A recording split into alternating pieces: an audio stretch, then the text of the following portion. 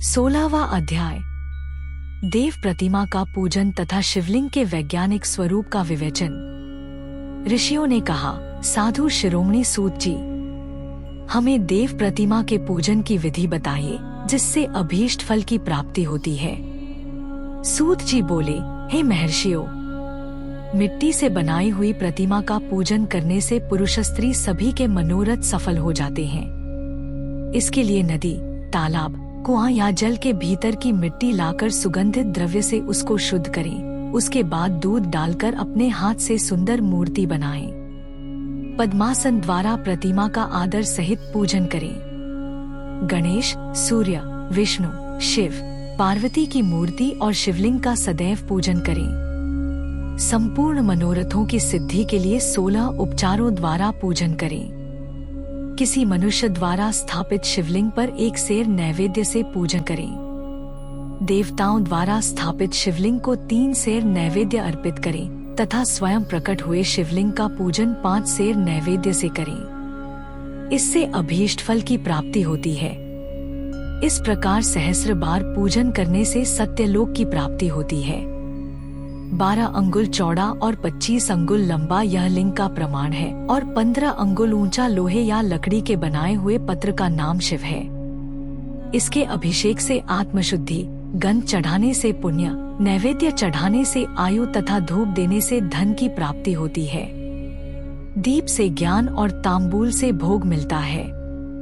अतएव स्नान आदि 6 पूजन के अंगों को अर्पित करें। नमस्कार और जाप संपूर्ण अभीष्ट फलों को देने वाला है। भोग और मोक्ष की इच्छा रखने वाले लोगों को पूजा के अंत में सदा जाप और नमस्कार करना चाहिए। जो मनुष्य जिस देवता की पूजा करता है वह उस देवता के लोक को प्राप्त करता है तथा उनके बीच के लोकों में उचित फल को भोगता है। हे महर्षियों, भूलोक में श्री गणेश पूजनीय है। शिवजी के द्वारा निर्धारित तिथि, वार, नक्षत्र में जो विधि सहित इनकी पूजा करता है उसके सभी पाप एवं शोक दूर हो जाते हैं और वह अभीष्ट फलों को पाकर मोक्ष को प्राप्त करता है।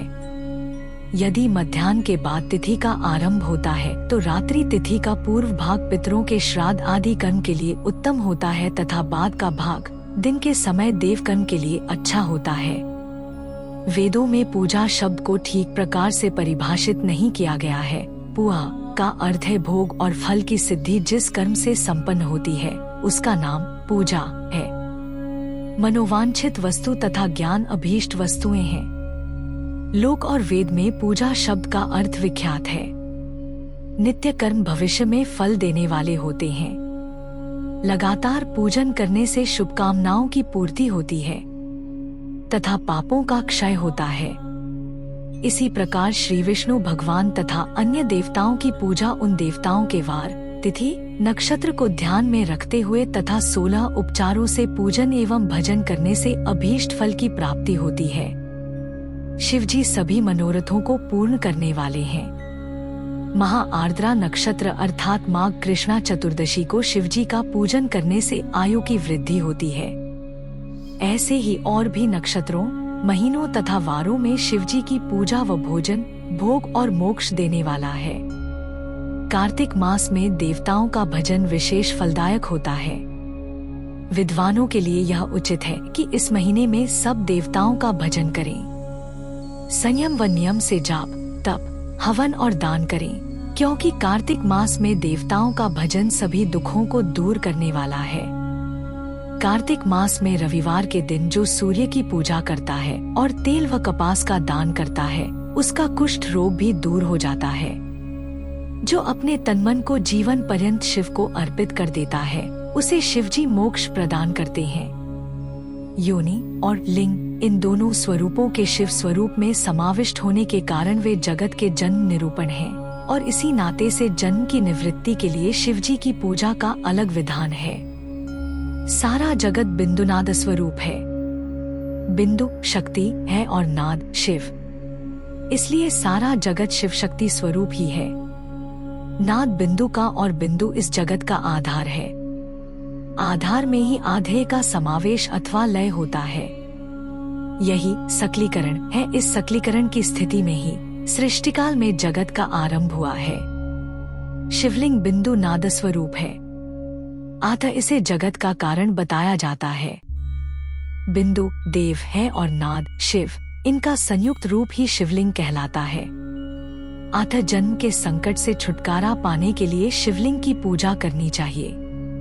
बिंदुरूपा देवी उमा माता है और नाद स्वरूप भगवान शिव पिता। इन माता पिता के पूजित होने से परमानंद की प्राप्ति होती है। देवी उमा जगत की माता है और शिव जगत के पिता। जो इनकी सेवा करता है उस पुत्र पर इनकी कृपा नित्य बढ़ती रहती है।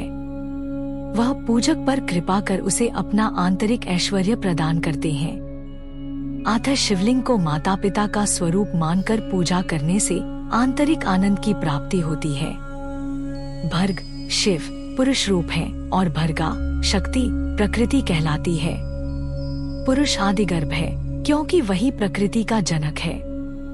प्रकृति में पुरुष का संयोग होने से होने वाला जन्म उसका प्रथम जन्म कहलाता है।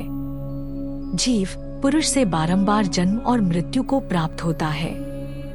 माया द्वारा प्रकट किया जाना ही उसका जन्म कहलाता है।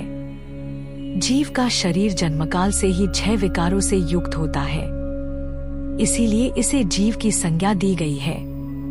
जन्म लेकर जो प्राणी विभिन्न पाशों अर्थात बंधनों में पड़ता है वह जीव है।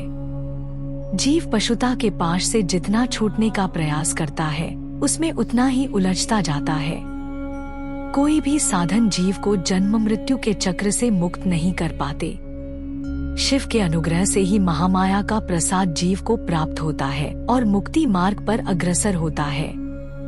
जन्म मृत्यु के बंधन से मुक्त होने के लिए श्रद्धापूर्वक शिवलिंग का पूजन करना चाहिए। गाय के दूध दही और घी को शहद और शक्कर के साथ मिलाकर पंचामृत तैयार करें तथा इन्हें अलग अलग भी रखें। पंचामृत से शिवलिंग का अभिषेक व स्नान करें। दूध व अन्न मिलाकर नैवेद्य तैयार कर प्रणव मंत्र का जाप करते हुए उसे भगवान शिव को अर्पित कर दें। प्रणव को ध्वनिलिंग स्वयंभूलिंग और नाद स्वरूप होने के कारण नादलिंग तथा बिंदु स्वरूप होने के कारण बिंदुलिंग के रूप में प्रसिद्धि प्राप्त है। अचल रूप से प्रतिष्ठित शिवलिंग को मकार स्वरूप माना जाता है, इसलिए वह मकारलिंग कहलाता है। सवारी निकालने में उकारलिंग का उपयोग होता है। पूजा की दीक्षा देने वाले गुरु आचार्य विग्रह आकार का प्रतीक होने से अकारलिंग के 6 भेद हैं। इनकी नित्य पूजा करने से साधक जीवन मुक्त हो जाता है। 17वां अध्याय प्रणव का महात्म्य व शिवलोक के वैभव का वर्णन। ऋषि बोले, महामुनि, आप हमें प्रणव मंत्र का महात्म्य तथा शिव की भक्ति पूजा का विधान सुनाइए। प्रणव का महात्म्य। सूत जी ने कहा, महर्षियों, आप लोक तपस्या के धनी हैं तथा आपने मनुष्यों की भलाई के लिए बहुत ही सुंदर प्रश्न किया है। मैं आपको इसका उत्तर सरल भाषा में दे रहा हूँ। प्रकृति से उत्पन्न संसार रूपी महासागर का नाम है। प्रणव इससे पार करने के लिए नौका स्वरूप है, इसलिए ओंकार को प्रणव की संज्ञा दी गई है। प्रपंच नहीं है, वह तुम्हारे लिए, इसलिए ओम को प्रणव नाम से जाना जाता है, अर्थात प्रणव वह शक्ति है जिसमें जीव के लिए किसी प्रकार का भी प्रपंच अथवा धोखा नहीं है। यह प्रणव मंत्र सभी भक्तों को मोक्ष देता है। मंत्र का जाप तथा इसकी पूजा करने वाले उपासकों को यह नूतन ज्ञान देता है। माया रहित महेश्वर को भी नव अर्थात नूतन कहते हैं। वे परमात्मा के शुद्ध स्वरूप हैं। प्रणव साधक को नया अर्थात शिव स्वरूप देता है, इसलिए विद्वान इसे प्रणव नाम से जानते हैं, क्योंकि यह नव दिव्य परमात्म ज्ञान प्रकट करता है, इसलिए यह प्रणव है। प्रणव के 2 भेद हैं, स्थूल और सूक्ष्म। सूक्ष्म प्रणव व नमः शिवाय यह पंचाक्षर मंत्र स्थूल प्रणव है। जीवन मुक्त पुरुष के लिए सूक्ष्म प्रणव के जाप का विधान है, क्योंकि यह सभी साधनों का सार है। देह का विलय होने तक सूक्ष्म प्रणव मंत्र का जाप अर्थभूत परमात्मा तत्व का अनुसंधान करता है। शरीर नष्ट होने पर ब्रह्मस्वरूप शिव को प्राप्त करता है। इस मंत्र का 36 करोड़ बार जाप करने से मनुष्य योगी हो जाता है। यह अकार, उकार, मकार, बिंदु और नाद सहित अर्थात अ, उ, म 3 दीर्घ अक्षरों और मात्राओं सहित प्रणव होता है, जो योगियों के हृदय में निवास करता है। यही सब पापों का नाश करने वाला है। अ शिव है, उ शक्ति और मकार इनकी एकता है। पृथ्वी, जल, तेज, वायु और आकाश 5 भूत तथा शब्द, स्पर्श आदि 5 विषय कुल मिलाकर 10 वस्तुएं मनुष्यों की कामना के विषय हैं। इनकी आशा मन में लेकर जो कर्मों का अनुष्ठान करते हैं वे प्रवृत्ति मार्गी कहलाते हैं, तथा जो निष्काम भाव से शास्त्रों के अनुसार कर्मों का अनुष्ठान करते हैं वे निवृत्त मार्गी हैं। वेद के आरंभ में तथा दोनों समय की संध्या वंदना के समय सबसे पहले उकार का प्रयोग करना चाहिए। प्रणव के 9 करोड़ जाप से पुरुष शुद्ध हो जाता है, फिर 9 करोड़ जाप से पृथ्वी की, फिर इतने ही जाप से तेज की, फिर 9 करोड़ जाप से वायु की और फिर 9 करोड़ जाप से गंध की सिद्धि होती है। ब्राह्मण सहस्र ओंकार मंत्रों का रोजाना जाप करने से प्रबुद्ध व शुद्ध योगी हो जाता है। फिर जितेंद्रिय होकर 5 करोड़ का जाप करता है तथा शिवलोक को प्राप्त होता है। क्रिया, तप और जाप के योग से शिवयोगी 3 प्रकार के होते हैं। धन और वैभव से पूजा सामग्री एकत्र कर अंगों से नमस्कार आदि करते हुए इष्टदेव की प्राप्ति के लिए जो पूजा में लगा रहता है वह क्रियायोगी कहलाता है। पूजा में संलग्न रहकर जो परिमित भोजन करता है एवं बाह्य इंद्रियों को जीतकर वश में करता है उसे तपोयोगी कहते हैं। सभी सद्गुणों से युक्त होकर सदा शुद्ध भाव से समस्त कार्य कर शांत हृदय से निरंतर जो जाप करता है वह जप योगी कहलाता है। जो मनुष्य 16 उपचारों से शिवयोगी महात्माओं की पूजा करता है वह शुद्ध होकर मुक्ति को प्राप्त करता है। जपयोग का वर्णन। ऋषियों, अब मैं तुमसे जपयोग का वर्णन करता हूँ। सर्वप्रथम मनुष्य को अपने मन को शुद्ध कर पंचाक्षर मंत्र नमः शिवाय का जाप करना चाहिए। यह मंत्र संपूर्ण सिद्धियां प्रदान करता है। इस पंचाक्षर मंत्र के आरंभ में ओंकार का जाप करना चाहिए। गुरु के मुख से पंचाक्षर मंत्र का उपदेश पाकर कृष्ण पक्ष प्रतिपदा से लेकर चतुर्दशी तक साधक रोज एक बार परिमित भोजन करे, मौन रहे, इंद्रियों को वश में रखे, माता पिता की सेवा करे, नियम से 1 सहस्र पंचाक्षर मंत्र का जाप करे, तभी उसका जपयोग शुद्ध होता है। भगवान शिव का निरंतर चिंतन करते हुए पंचाक्षर मंत्र का 5 लाख जाप करे। जप काल में शिवजी के कल्याणमय स्वरूप का ध्यान करे। ऐसा ध्यान करे कि भगवान शिव कमल के आसन पर विराजमान है। उनका मस्तक गंगा जी और चंद्रमा की कला से सुशोभित है। उनकी बाईं ओर भगवती उमा विराजमान है। अनेक शिवगण वहां खड़े होकर उनकी अनुपम छवि को निहार रहे हैं। मन में सदाशिव का बारंबार स्मरण करते हुए सूर्य मंडल से पहले उनकी मानसिक पूजा करे। पूर्व की ओर मुख करके पंचाक्षर मंत्र का जाप करे। उन दिनों साधक शुद्ध कर्म करे तथा अशुद्ध कर्मों से बचा रहे। जाप की समाप्ति के दिन कृष्ण पक्ष की चतुर्दशी को शुद्ध होकर शुद्ध हृदय से 12 सहस्र जाप करे। तत्पश्चात ईशान, तत्पुरुष, अघोर, वामदेव तथा सद्योजात के प्रतीक स्वरूप 5 शिवभक्त ब्राह्मणों का वरण कर शिव का पूजन विधिपूर्वक कर होम प्रारंभ करें। विधि विधान से भूमि को शुद्ध कर वेदी पर अग्नि प्रज्वलित करे। गाय के घी से 1100 अथवा 1000 आहुतियां स्वयं दे या 108 आहुतियां ब्राह्मण से दिलाए। दक्षिणा के रूप में 1 गाय अथवा बैल देना चाहिए। प्रतीक रूप 5 ब्राह्मणों के चरणों को धोए तथा उस जल से मस्तक को सींचे। ऐसा करने से अगणित तीर्थों में तत्काल स्नान का फल प्राप्त होता है। इसके उपरांत ब्राह्मणों को भरपूर भोजन कराकर देवेश्वर शिव से प्रार्थना करे।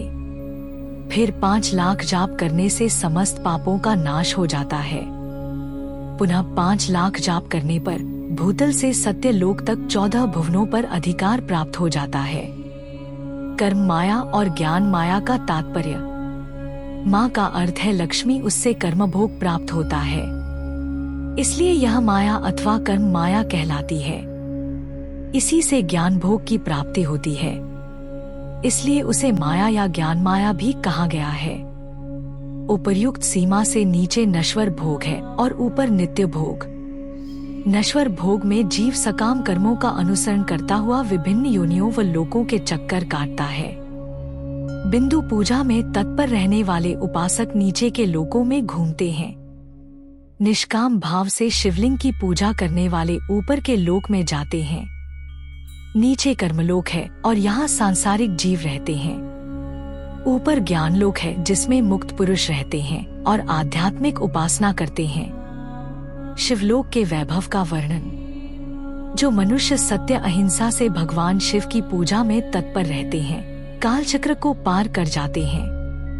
काल चक्रेश्वर की सीमा तक महेश्वर लोक है। उससे ऊपर वृषभ के आकार में धर्म की स्थिति है। उसके सत्य, शौच, अहिंसा और दया 4 पाद हैं। वह साक्षात शिवलोक के द्वार पर खड़ा है। क्षमा उसके सींग है, शम कान है। वह वेदध्वनि रूपी शब्द से विभूषित है। भक्ति उसके नेत्र व विश्वास और बुद्धि मन क्रिया आदि धर्मरूपी वृषभ हैं, जिस पर शिव आरूढ़ होते हैं। ब्रह्मा, विष्णु और महेश की आयु को दिन कहते हैं। कारण स्वरूप ब्रह्मा के सत्यलोक पर्यंत 14 लोक स्थित हैं, जो 5 भौतिक गंध से परे हैं। उनसे ऊपर कारण रूप विष्णु के 14 लोक हैं तथा इससे ऊपर कारण रूपी रुद्र के 28 लोकों की स्थिति है। फिर कारणेश शिव के 56 लोक विद्यमान हैं। सबसे ऊपर 5 आवरणों से युक्त ज्ञानमय कैलाश है, जहाँ 5 मंडलों, 5 ब्रह्मकालों और आदि शक्ति से संयुक्त आदिलिंग है, जिसे शिवालय कहा जाता है। वहीं पराशक्ति से युक्त परमेश्वर शिव निवास करते हैं। वे सृष्टि, पालन, संहार, तिरोभाव और अनुग्रह आदि कार्यों में कुशल हैं। नित्य कर्मों द्वारा देवताओं का पूजन करने से शिव तत्व का साक्षात्कार होता है। जिन पर शिव की कृपा दृष्टि पड़ चुकी है, वे सब मुक्त हो जाते हैं। अपनी आत्मा में आनंद का अनुभव करना ही मुक्ति का साधन है। जो पुरुष क्रिया, तप, जाप, ज्ञान और ध्यान रूपी धर्मों से शिव का साक्षात्कार करके मोक्ष को प्राप्त कर लेता है, उसके अज्ञान को भगवान शिव दूर कर देते हैं। शिव भक्ति का सत्कार। साधक 5 लाख जाप करने के पश्चात भगवान शिव की प्रसन्नता के लिए महाभिषेक एवं नैवेद्य से शिव भक्तों का पूजन करे। भक्त की पूजा से भगवान शिव बहुत प्रसन्न होते हैं। शिव भक्त का शरीर शिवरूप ही है। जो शिव के भक्त हैं और वेद की सारी क्रियाओं को जानते हैं, वे जितना अधिक शिव मंत्र का जाप करते हैं, उतना ही शिव का सामीप्य बढ़ता है। शिव भक्त स्त्री का रूप पार्वती देवी का है तथा मंत्रों का जाप करने से देवी का सान्निध्य प्राप्त हो जाता है। साधक स्वयं शिवस्वरूप होकर पराशक्ति अर्थात पार्वती का पूजन शक्ति, बेर तथा लिंग का चित्र बनाकर अथवा मिट्टी से इनकी आकृति का निर्माण करके प्राण प्रतिष्ठा कर इसका पूजन करे। शिवलिंग को शिव मानकर अपने को शक्ति रूप समझकर शक्ति लिंग को देवी मानकर पूजन करे। शिव भक्त शिव मंत्र रूप होने के कारण शिव के स्वरूप है। जो 16 उपचारों से उनकी पूजा करता है, उसे अभीष्ट फलों की प्राप्ति होती है। उपासना के उपरांत शिव भक्त की सेवा से विद्वानों पर शिवजी प्रसन्न होते हैं। 5, 10 या 100 सपत्नीक शिव भक्तों को बुलाकर आदरपूर्वक भोजन कराए। शिव भावना रखते हुए निष्कपट पूजा करने से भूतल पर फिर जन्म नहीं होता। 18वां अध्याय। बंधन और मोक्ष का विवेचन। शिव के भस्मधारण का रहस्य। ऋषि बोले, सर्वज्ञों में श्रेष्ठ सूत जी, बंधन और मोक्ष क्या है?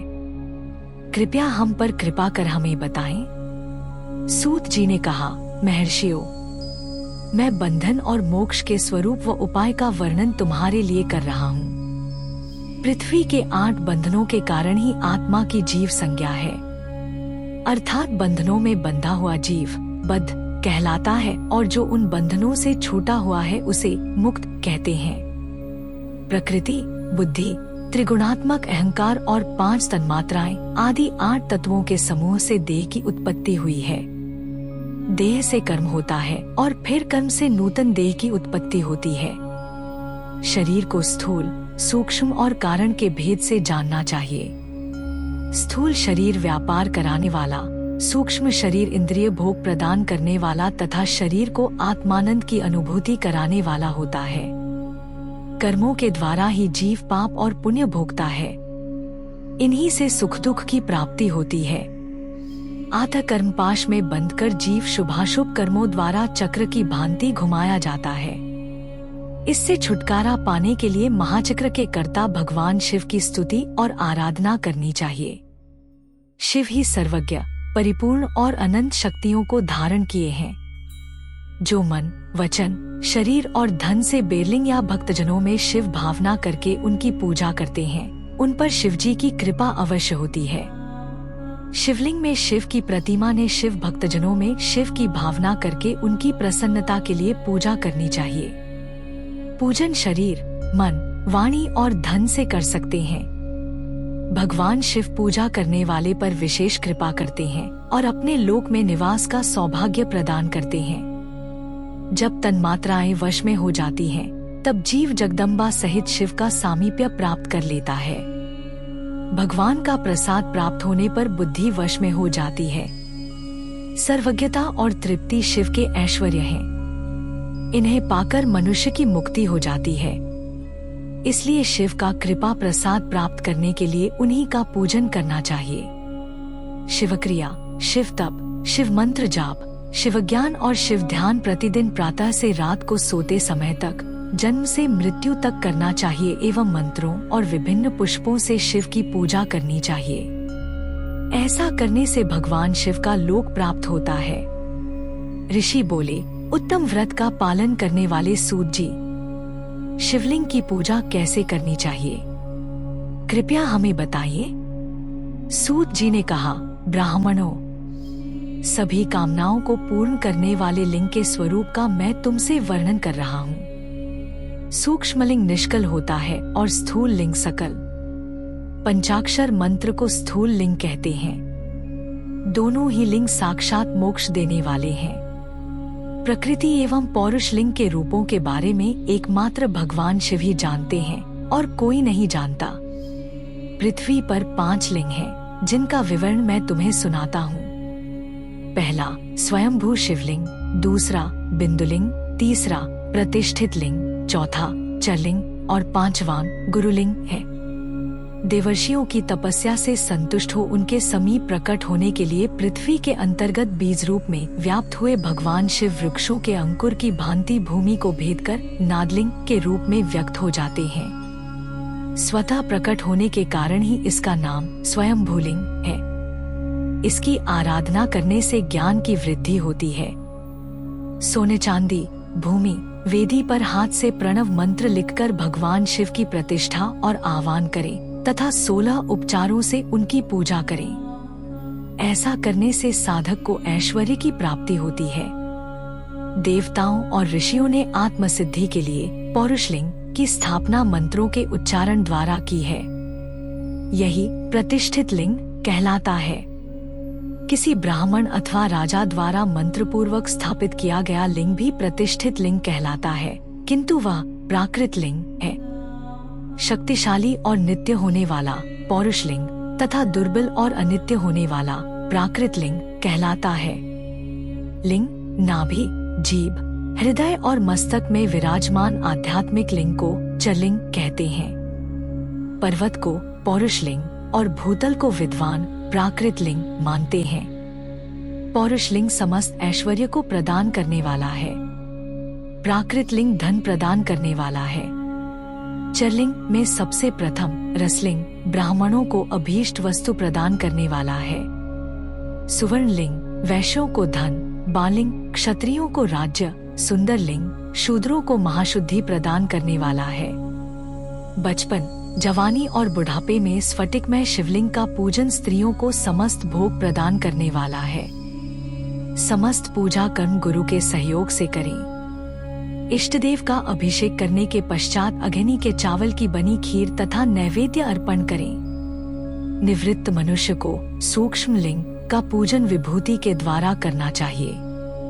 विभूति लोकाग्निजनित, वेदाग्निजनित और शिवाग्निजनित 3 प्रकार की होती है। लोकाग्निजनित अर्थात लौकिक भस्म को शुद्धि के लिए रखें। मिट्टी, लकड़ी और लोहे के पात्रों की धान्य, तिल, वस्त्र आदि की भस्म से शुद्धि होती है। वेदों से जनित भस्म को वैदिक कर्मों के अंत में धारण करना चाहिए। मूर्तिधारी शिव का मंत्र पढ़कर बेल की लकड़ी जलाएं। कपिला गाय के गोबर तथा शमी, पीपल, पलाश, बड़, अमलताश और बेर की लकड़ियों से अग्नि जलाएं। इसे शुद्ध भस्म माना जाता है। भगवान शिव ने अपने गले में विराजमान प्रपंच को जलाकर भस्म रूप से सार तत्व को ग्रहण किया है। उनके सारे अंग विभिन्न वस्तुओं के सार रूप हैं। भगवान शिव ने अपने माथे के तिलक में ब्रह्मा, विष्णु और रुद्र के सार तत्व को धारण किया है। सजल भस्म को धारण करके शिवजी की पूजा करने से सारा फल मिलता है। शिव मंत्र से भस्म धारण कर श्रेष्ठ आश्रमी होता है। शिव की पूजा अर्चना करने वाले को अपवित्रता और सूतक नहीं लगता। गुरु शिष्य के राजस, तामस और तमोगुण का नाश कर शिव का बोध कराता है। ऐसे गुरु के हाथ से भस्म धारण करनी चाहिए। जन्म और मरण सब भगवान शिव ने ही बनाए हैं। जो इन्हें उनकी सेवा में ही अर्पित कर देता है वह बंधनों से मुक्त हो जाता है। स्थूल, सूक्ष्म और कारण को वश में कर लेने से मोक्ष प्राप्त होता है।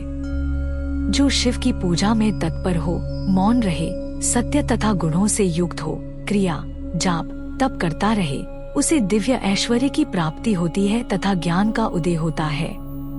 शिव भक्त यथायोग्य क्रिया एवं अनुष्ठान करें तथा धन का उपयोग कर शिव स्थान में निवास करें। भगवान शिव के महात्म्य का सभी के सामने प्रचार करें। शिव मंत्र के रहस्य को उनके अलावा कोई नहीं जानता है, इसलिए शिवलिंग का नित्य पूजन करें।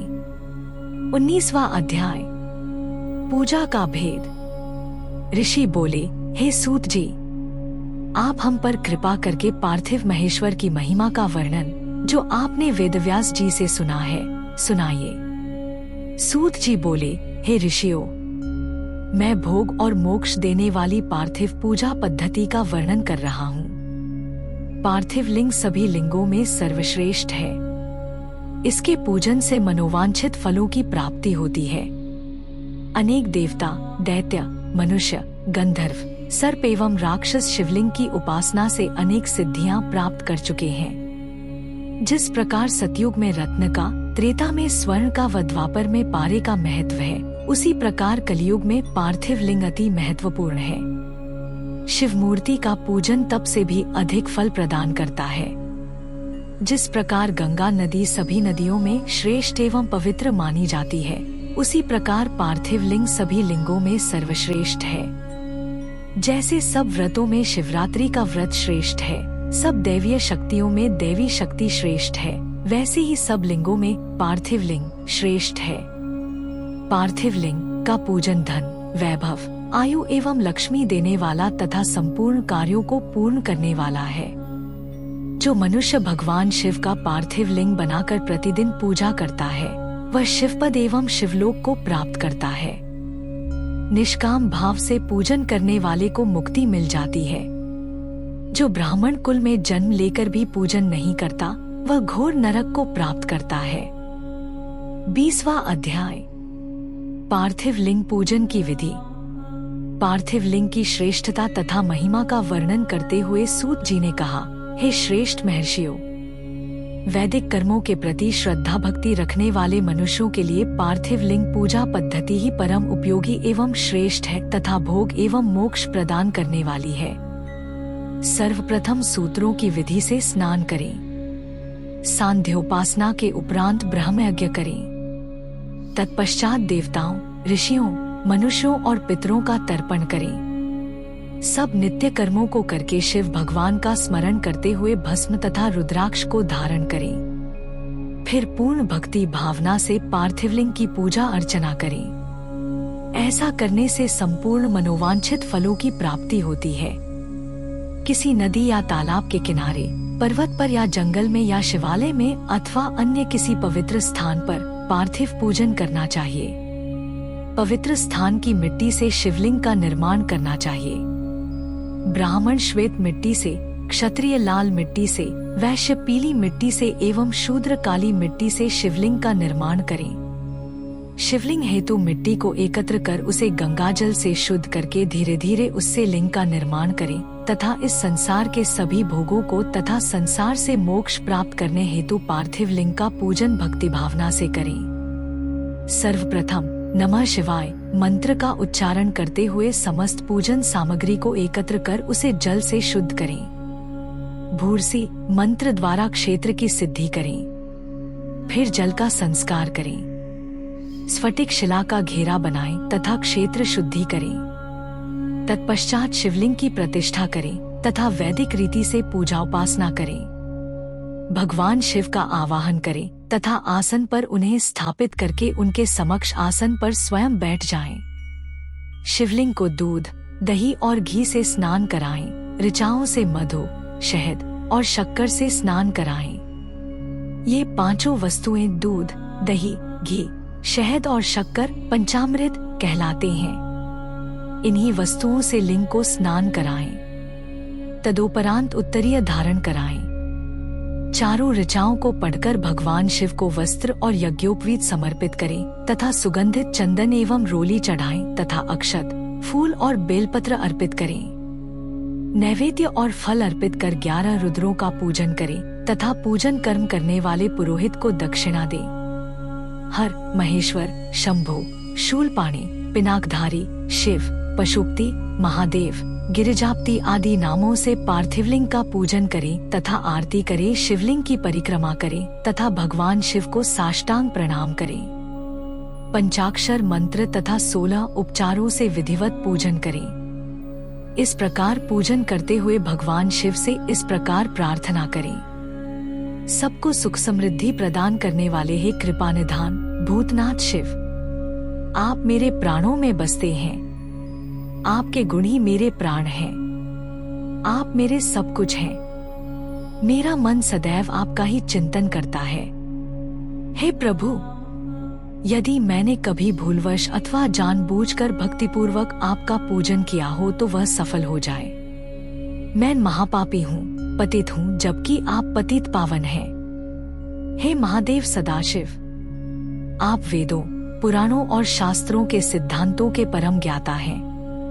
अब तक कोई भी आपको पूर्ण रूप से नहीं जानता है, फिर भला मुझ जैसा पापी मनुष्य आपको कैसे जान सकता है। हे महेश्वर, मैं पूर्ण रूप से आपके अधीन हूँ। हे प्रभु, कृपा कर मुझ पर प्रसन्न होइए और मेरी रक्षा कीजिए। इस प्रकार प्रार्थना करने के बाद भगवान शिव को फूल अक्षत चढ़ाकर प्रणाम कर आदरपूर्वक विसर्जन करें।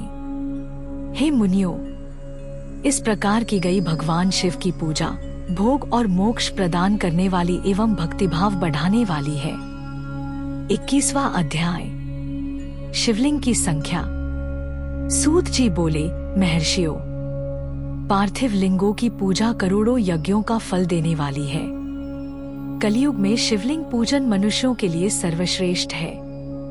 यह भोग और मोक्ष देने वाला एवं शास्त्रों का निश्चित सिद्धांत है। शिवलिंग 3 प्रकार के हैं, उत्तम, मध्यम और अधम। 4 अंगुल ऊंचे वेदी से युक्त सुंदर शिवलिंग को उत्तम शिवलिंग कहा जाता है। उससे आधा मध्यम तथा मध्यम से आधा अधम कहलाता है। ब्राह्मण, क्षत्रिय, वैश्य तथा शूद्रों को वैदिक उपचारों से आदरपूर्वक शिवलिंग की पूजा करनी चाहिए। ऋषि बोले, हे सूत जी, शिवजी के पार्थिव लिंग की कुल कितनी संख्या है? सूत जी बोले, हे ऋषियों, पार्थिव लिंग की संख्या मनोकामना पर निर्भर करती है। बुद्धि की प्राप्ति के लिए सद्भावनापूर्वक 1000 पार्थिव शिवलिंग का पूजन करें। धन की प्राप्ति के इच्छुक 1500 शिवलिंगों का तथा वस्त्र प्राप्ति हेतु 500 शिवलिंगों का पूजन करें। भूमि का इच्छुक 1000, दया भाव चाहने वाला 3000, तीर्थ यात्रा करने की चाह रखने वाले को 2000 तथा मोक्ष प्राप्ति के इच्छुक मनुष्य 1 करोड़ पार्थिव लिंगों की वेदोक्त विधि से पूजा आराधना करें। अपनी कामनाओं के अनुसार शिवलिंगों की पूजा करें। पार्थिव लिंगों की पूजा करोड़ों यज्ञों का फल देने वाली है तथा उपासक को भोग और मोक्ष प्रदान करती है। इसके समान कोई और श्रेष्ठ नहीं है, अर्थात यह सर्वश्रेष्ठ है। शिवलिंग की नियमित पूजा अर्चना से मनुष्य सभी विपत्तियों से मुक्त हो जाता है। शिवलिंग का नियमित पूजन भवसागर से तरने का सबसे सरल तथा उत्तम उपाय है। हर रोज लिंग का पूजन वेदोक्त विधि से करना चाहिए। भगवान शंकर का नैवेद्यांत पूजन करना चाहिए। भगवान शंकर की 8 मूर्तियां पृथ्वी, जल, अग्नि, वायु, आकाश, सूर्य, चंद्रमा तथा यजमान हैं। इसके अतिरिक्त शिव, भव, रुद्र, उग्र, भीम, ईश्वर, महादेव तथा पशुपति नामों का भी पूजन करें। अक्षत, चंदन और बेलपत्र लेकर भक्तिपूर्वक शिवजी का पूजन करें तथा उनके परिवार, जिसमें ईशान, नंदी, चंड, महाकाल, भृंगी, वृष, स्कंद, कपर्दीश्वर, शुक्र तथा सोम है, का 10 दिशाओं में पूजन करें। शिवजी के वीरभद्र और कीर्तिमुख के पूजन के पश्चात 11 रुद्रों की पूजा करें। पंचाक्षर मंत्र का जाप करें तथा शत्रुद्रीय और शिव पंचाक का पाठ करें। इसके उपरांत शिवलिंग की परिक्रमा कर शिवलिंग का विसर्जन करें। रात्रि के समय समस्त देव कार्यों को उत्तर दिशा की ओर मुंह करके ही करना चाहिए। पूजन करते समय मन में भगवान शिव का स्मरण करना चाहिए। जिस स्थान पर शिवलिंग स्थापित हो वहां पर पूर्व, पश्चिम और उत्तर दिशा में न बैठें, क्योंकि पूर्व दिशा भगवान शिव के सामने पड़ती है और इष्टदेव का सामना नहीं रोकना चाहिए। उत्तर दिशा में शक्ति स्वरूपा देवी उमा विराजमान रहती हैं। पश्चिम दिशा में शिवजी का पीछे का भाग है और पूजा पीछे से नहीं की जा सकती, इसलिए दक्षिण दिशा में उत्तराभिमुख होकर बैठना चाहिए। शिव के उपासकों को भस्म से त्रिपुंड लगाकर रुद्राक्ष की माला, बेलपत्र आदि लेकर भगवान का पूजन करना चाहिए। यदि भस्म न मिले तो मिट्टी से ही त्रिपुंड का निर्माण करके पूजन करना चाहिए। 22वां अध्याय, शिव नैवेद्य और बिल्व महात्म्य। ऋषि बोले, हे सूत जी, हमने पूर्व में सुना है कि शिव का नैवेद्य ग्रहण नहीं करना चाहिए। इस संबंध में शास्त्र क्या कहते हैं, इसके बारे में बताइए तथा बिल्व के महात्म्य को भी स्पष्ट कीजिए।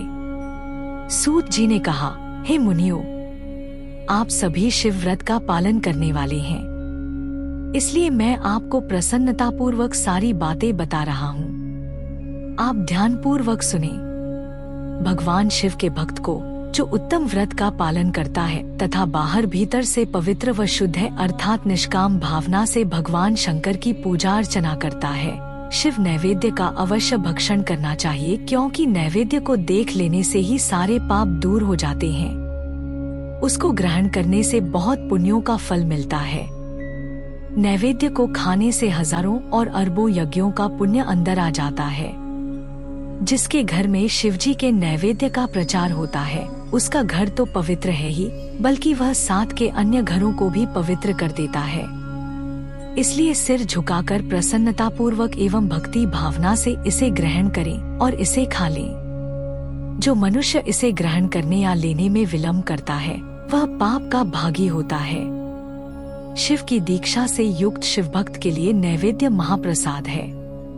जो मनुष्य भगवान शिव के अलावा अन्य देवताओं की दीक्षा भी धारण किए हैं, उनके संबंध में ध्यानपूर्वक सुनिए ब्राह्मणों। जहाँ से शालग्राम शिला की उत्पत्ति होती है, वहाँ उत्पन्न लिंग में रसलिंग में, पाषाण, रजत तथा सुवर्ण से निर्मित लिंग में, देवताओं तथा सिद्धों द्वारा प्रतिष्ठित लिंग में, केसर लिंग, स्फटिक लिंग, रत्न निर्मित लिंग तथा समस्त ज्योतिर्लिंगों में विराजमान भगवान शिव के नैवेद्य को ग्रहण करना चांद्रायण व्रत के समान पुण्यदायक है। शिव नैवेद्य भक्षण करने एवं उसे सिर पर धारण करने से ब्रह्मा हत्या के पाप से भी छुटकारा मिल जाता है और मनुष्य पवित्र हो जाता है। परंतु जहाँ चांडालों का अधिकार हो, वहाँ का महाप्रसाद भक्तिपूर्वक भक्षण नहीं करना चाहिए।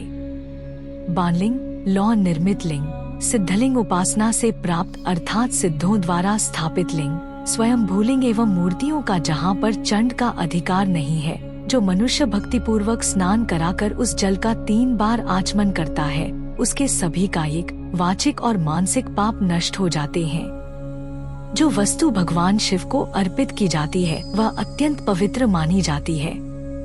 हे ऋषियों, बिल्व अर्थात बेल का वृक्ष महादेव का रूप है। देवताओं द्वारा इसकी स्तुति की गई है। तीनों लोकों में स्थित सभी तीर्थ बिल्व में ही निवास करते हैं, क्योंकि इसकी जड़ में लिंग रूपी महादेव जी का वास होता है। जो इसकी पूजा करता है वह निश्चय ही शिवपद प्राप्त करता है। जो मनुष्य बिल्व की जड़ के पास अपने मस्तक को जल से सींचता है, उसे संपूर्ण तीर्थ स्थलों पर स्नान का फल प्राप्त होता है।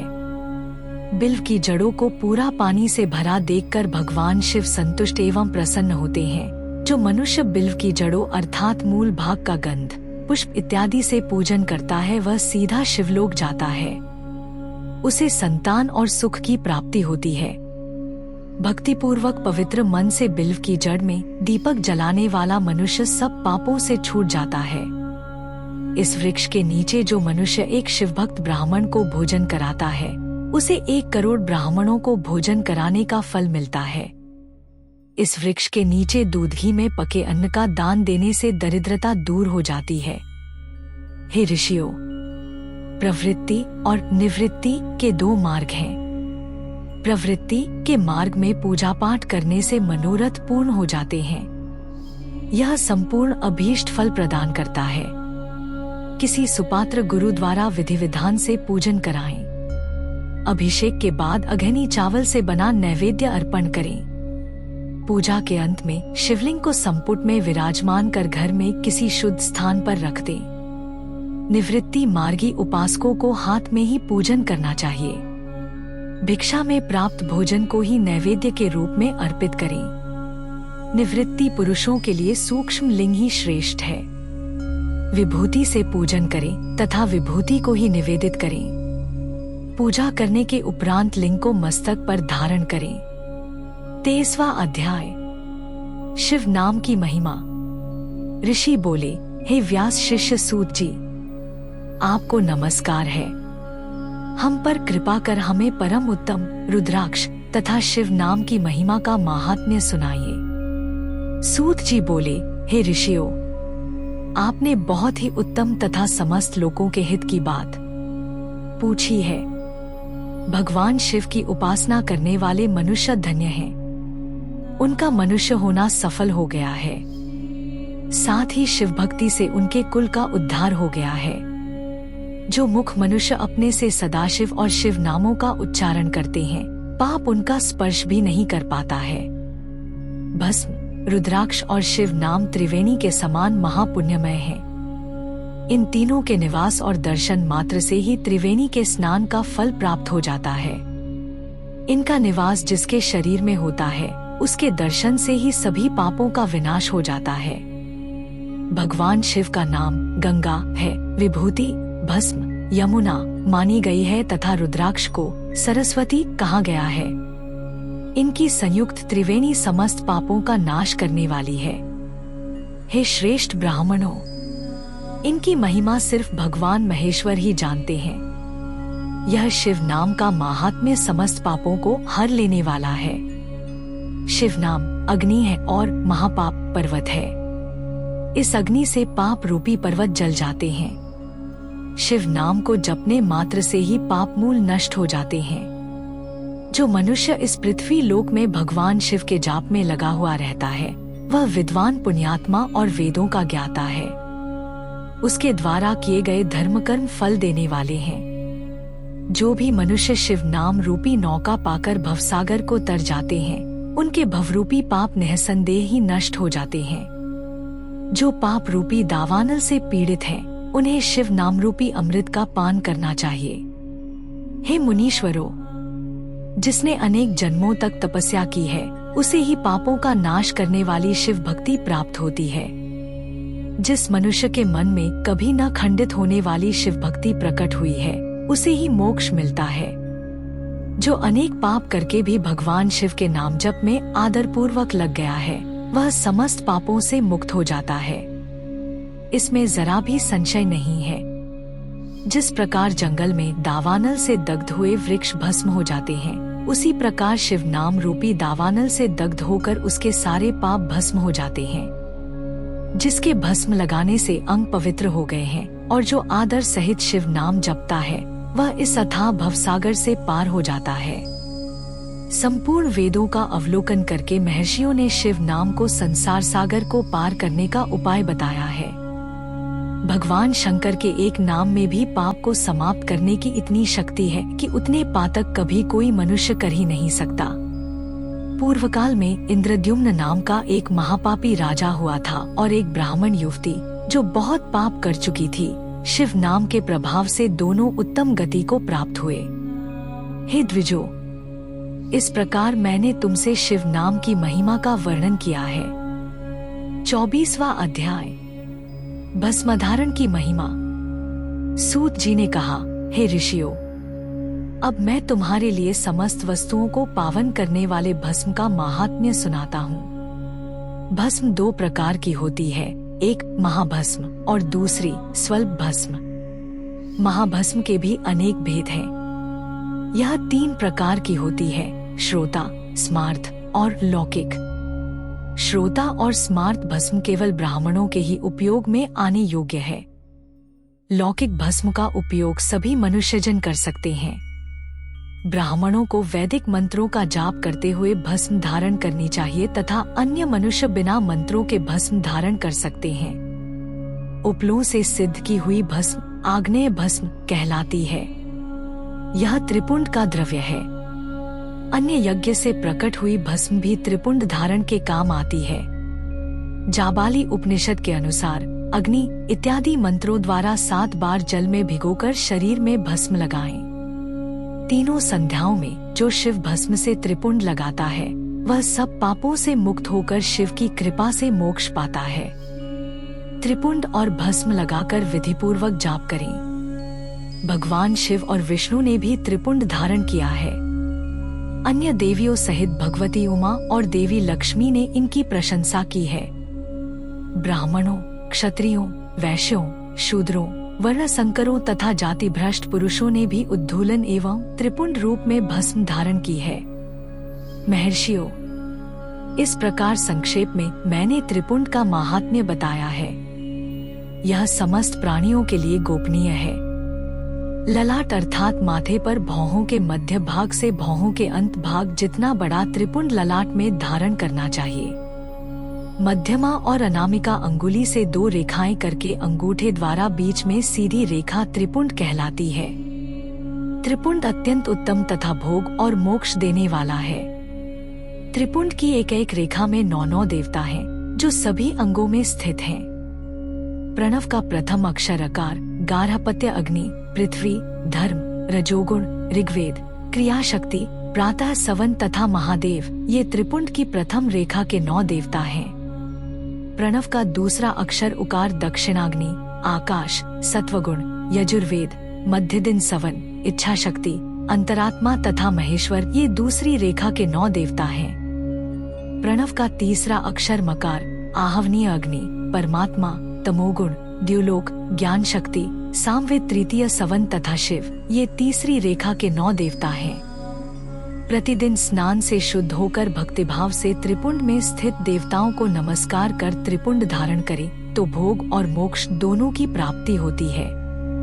भस्म को 32, 16, 8 अथवा 5 स्थानों में धारण करें। सिर, माथा, दोनों कान, दोनों आँखें, नाक के दोनों नथुनों, दोनों हाथ, मुंह, कंठ, दोनों कोहनी, दोनों भुजदंड, हृदय, दोनों बगल, नाभि, दोनों अंडकोश, दोनों उरु, दोनों घुटनों, दोनों पिंडली, दोनों जांघों और पाव आदि 32 अंगों में क्रमशः अग्नि, वायु, पृथ्वी, देश, 10 दिशाएं, 10 दिक्पाल, 8 वसुंधरा, ध्रुव, सोम, आम, अनिल, प्रातःकाल इत्यादि का नाम लेकर भक्तिभाव से त्रिपुंड धारण करें अथवा एकाग्रचित्त हो 16 स्थान में ही त्रिपुंड धारण करें। सिर, माथा, कंठ, दोनों कंधों, दोनों हाथों, दोनों कोहनियों तथा दोनों कलाइयों, हृदय, नाभि, दोनों पसलियों एवं पीठ में त्रिपुंड लगाकर इन 16 अंगों में धारण करें। तब अश्विनी कुमार, शिव शक्ति,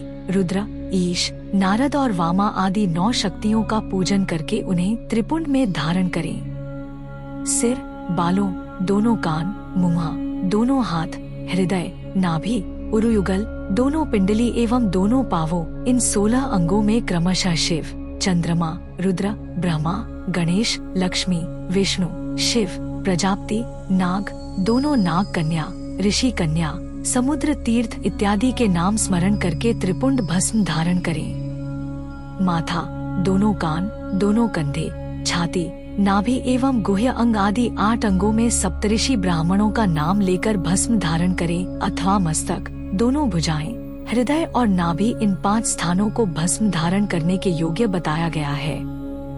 देश तथा काल को ध्यान में रखकर भस्म को अभिमंत्रित करना चाहिए तथा भस्म को जल में मिलाना चाहिए। त्रिनेत्रधारी, सभी गुणों के आधार तथा सभी देवताओं के जनक और ब्रह्मा एवं रुद्र की उत्पत्ति करने वाले परब्रह्म परमात्मा शिव का ध्यान करते हुए ओम नमः शिवाय मंत्र को बोलते हुए माथे एवं अंगों पर त्रिपुंड धारण करें। 25वां अध्याय, रुद्राक्ष महात्म्य।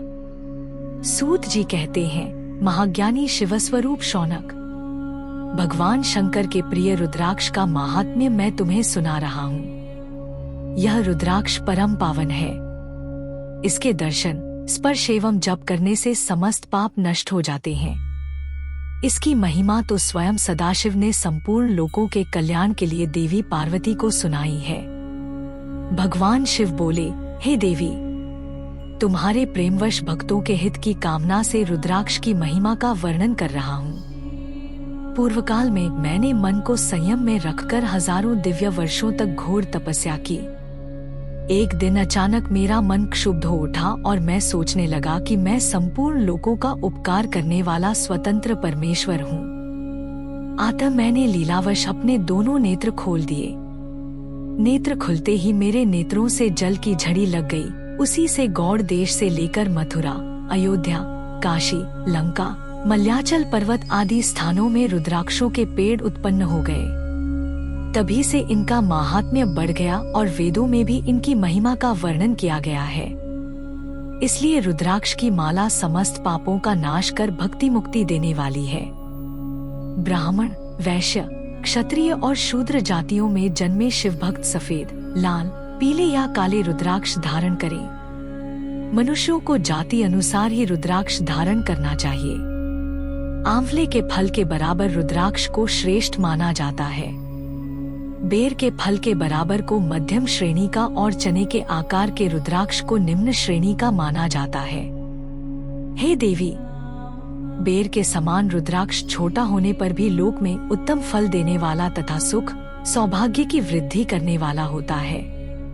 जो रुद्राक्ष आंवले के बराबर है, वह सभी अनिष्टों का विनाश करने वाला तथा सभी मनोरथों को पूर्ण करने वाला होता है। रुद्राक्ष जैसे जैसे छोटा होता है, वैसे ही वैसे अधिक फल देने वाला होता है।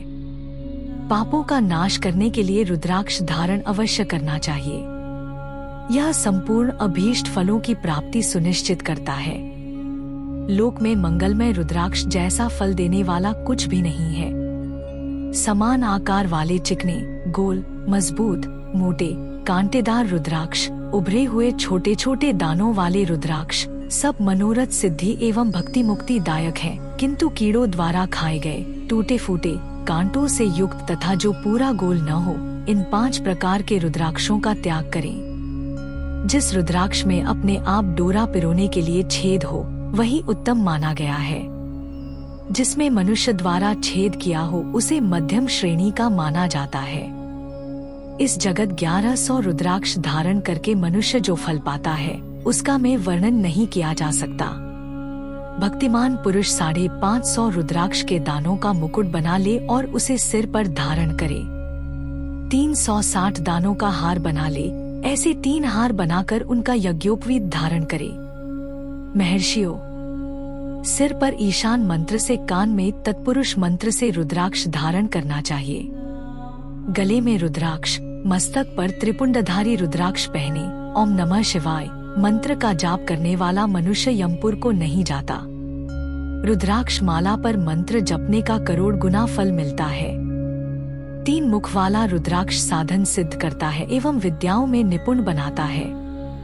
4 मुख वाला रुद्राक्ष ब्रह्म स्वरूप है। इसके दर्शन एवं पूजन से नरहत्या का पाप छूट जाता है। यह धर्म, अर्थ, काम, मोक्ष आदि चारों पुरुषार्थों का फल देता है। 5 मुख वाले रुद्राक्ष को कालाग्नि अर्थात पंचमुखी कहा जाता है। यह सर्व कामनाएं पूर्ण कर मोक्ष प्रदान करता है। अभोग्य स्त्रियों को भोगने के पाप तथा भक्षण के पापों से मुक्त हो जाता है। 6 मुखी रुद्राक्ष कार्तिकेय का स्वरूप है। इसको सीधी बाह में बांधने से ब्रह्महत्या के दोष से मुक्ति मिलती है। सप्तमुखी रुद्राक्ष धारण करने से धन की प्राप्ति होती है। 8 मुखों वाला रुद्राक्ष भैरव का स्वरूप है। इसे धारण करने से लंबी आयु प्राप्त होती है और मरने पर शिवपद प्राप्त हो जाता है।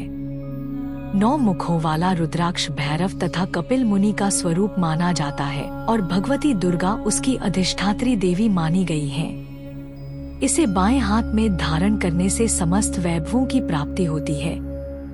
10 मुख वाला रुद्राक्ष साक्षात भगवान विष्णु का रूप है। इसे धारण करने से सभी मनोरथ पूर्ण हो जाते हैं। 11 मुख वाला रुद्राक्ष रुद्र रूप है। इसको धारण करने से मनुष्य को सब स्थानों पर विजय मिलती है। 12 मुख वाले रुद्राक्ष को बालों में धारण करने से मस्तक पर 11 सूर्यों के समान तेज प्राप्त होता है। 13 मुख वाला रुद्राक्ष विश्वदेवों का स्वरूप है। इसे धारण करने से सौभाग्य और मंगल का लाभ मिलता है। 14 मुख वाला रुद्राक्ष साक्षात शिव स्वरूप है। इसे भक्तिपूर्वक मस्तक पर धारण करने से समस्त पापों का नाश हो जाता है। इस प्रकार मुखों के भेद से रुद्राक्ष के 14 भेद बताए गए हैं। हे पार्वती जी, अब मैं तुम्हें रुद्राक्ष धारण के मंत्र सुनाता हूँ। 1 ओम हरि नमः, 2 ओम नमः, 3 क्ली नमः, 4 ओम हरि नमः, 5 ओम हरि नमः, 6 ओम हरि हूँ नमः, 7 ओम हूँ नमः, 8 ओम हूँ नमः, 9 ओम हूँ नमः, 10 ओम हरि हूँ नमः, 11 ओम हरि हूँ नमः, 12 ओम हूँ नमः, 13 ओम क्रोक्षौरो नमः तथा 14 ओम हरि नमः। इन 14 मंत्रों द्वारा क्रमशः 1 से लेकर 14 मुख वाले रुद्राक्ष को धारण करने का विधान है। साधक को नींद और आलस्य का त्याग कर श्रद्धा भक्ति से मंत्रों द्वारा रुद्राक्ष धारण करना चाहिए। रुद्राक्ष की माला धारण करने वाले मनुष्य को देखकर भूत, प्रेत, पिशाच, डाकिनी, शाकिनी दूर भाग जाते हैं। रुद्राक्षधारी पुरुष को देखकर स्वयं में भगवान विष्णु, देवी दुर्गा, गणेश, सूर्य तथा अन्य देवता भी प्रसन्न हो जाते हैं। इसलिए धर्म की वृद्धि के लिए भक्तिपूर्वक मंत्रों द्वारा विधिवत रुद्राक्ष धारण करना चाहिए। मुनीश्वर, भगवान शिव ने देवी पार्वती से जो कुछ कहा था वह मैंने आपको कह सुनाया है।